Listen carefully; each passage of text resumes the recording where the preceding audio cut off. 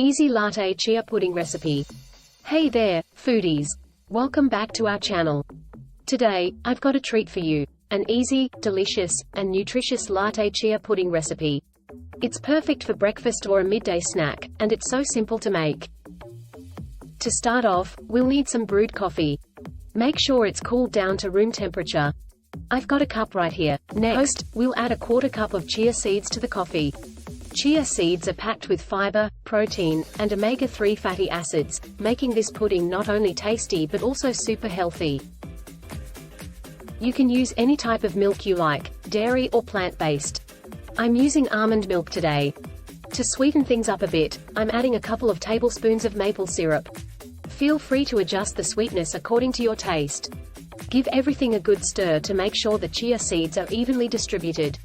You want them to absorb all that delicious coffee and milk. Once everything's mixed, cover the bowl and pop it in the fridge. Let it chill for at least 4 hours or overnight. This will allow the chia seeds to soak up all the liquid and create that pudding-like consistency.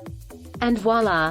After a few hours, your latte chia pudding is ready. Just look at that creamy texture.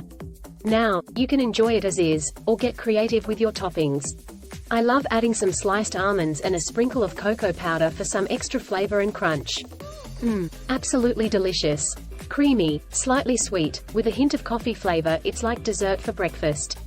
So there you have it, folks. An easy latte chia pudding recipe that's sure to become a staple in your kitchen. Don't forget to like, share, and subscribe for more tasty recipes. Until next time, happy cooking!